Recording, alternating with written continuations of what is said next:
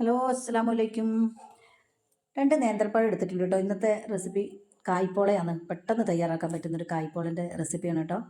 2 നേന്ത്രപ്പഴം എടുത്തിട്ട് കുറച്ച് നല്ല പഴുത്ത പഴമാണ് നല്ലത്.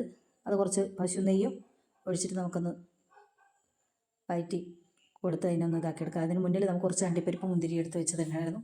അതൊന്ന് ആദ്യം വറുത്ത് കോരിയെടുക്കാം. ഇതിനാവശ്യമായെന്ന് പറഞ്ഞാൽ 2 കായ്, 4 കോഴിമുട്ട, കുറച്ച് പാൽപ്പൊടി, കുറച്ച് അണ്ടിപ്പരിപ്പ് മുന്തിരി, കുറച്ച് പഞ്ചസാരയും ഇത്രയും സാധനങ്ങളുള്ളൂ കേട്ടോ. ആ കായ് നമുക്ക് അതേ പാത്രത്തിൽ തന്നെ ആ എണ്ണ ബാക്കിയുള്ളതിൽ തന്നെ ഒന്ന് വഴറ്റി എടുത്തുകൊണ്ട് വരും. ഉണ്ടോ, നല്ലോണം ഇതായി വന്നിട്ടുണ്ട്. അതിൽ കുറച്ച് പഞ്ചസാര ഇട്ട് കൊടുക്കാം. പെട്ടെന്ന് നമുക്ക് 4 മണിക്കെല്ലാം ഉണ്ടാക്കാൻ പറ്റിയൊരു 4 മണി പലഹാരമാണ് കേട്ടോ. 4 മണിക്കോ രാവിലെയോ എപ്പോൾ വേണമെങ്കിൽ ഉണ്ടാക്കി കഴിക്കാം. നമുക്കൊരു മിക്സിയുടെ ജാറെടുത്ത് വെച്ച് അതിലേക്ക് 4 മുട്ട പൊട്ടിച്ചൊഴിച്ച് കൊടുക്കാം.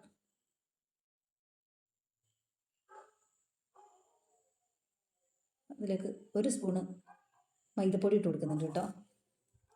അതുപോലെ തന്നെ 2 സ്പൂൺ പാൽപ്പൊടി.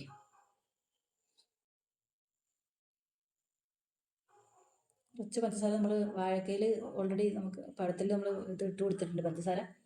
പിന്നെ കുറച്ച് പഞ്ചസാര ഇതിലിട്ട് കൊടുക്കുന്നുള്ളൂ. അടിച്ച് നല്ലോണം നൈസായി അടിച്ചെടുത്തിട്ടുണ്ട്. നമുക്കൊരു പാത്രത്തിലേക്ക് മാറ്റി കൊടുക്കാം.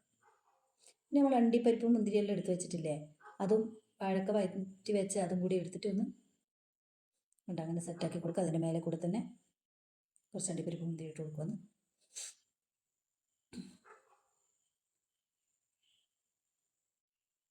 ഒരു പാൻ അടുപ്പത്ത് വെച്ച് കുറച്ച് പശു നെയ്യ് എടുത്ത് ഒഴിച്ച് കൊടുക്കുക. എന്നിട്ട് നമ്മൾ നേരത്തെ അഴിച്ച് വെച്ച ആ വാഴയ്ക്കയും മുടുകയും എല്ലാം ഇല്ലേ, കോഴിമുട്ടയും എല്ലാം ഉള്ളത് നമുക്ക് എടുത്തിട്ട് ഇട്ട് കൊടുക്കുക. അതിന് മേലെ കൂടെ ബാക്കിയുള്ള സാധനങ്ങളും കൂടി കുറച്ചല്ലേ നമ്മൾ ഇട്ട് കൊടുത്തിട്ടുള്ളൂ, ബാക്കി മേലെ എടുത്ത് വെച്ചിട്ടുണ്ടായിരുന്നു, അതും കൂടി നോക്കും. അങ്ങനെ എത്ര പെട്ടെന്ന് തയ്യാറാക്കാൻ പറ്റുന്ന ഒരു കായ്പോള റെഡിയായി.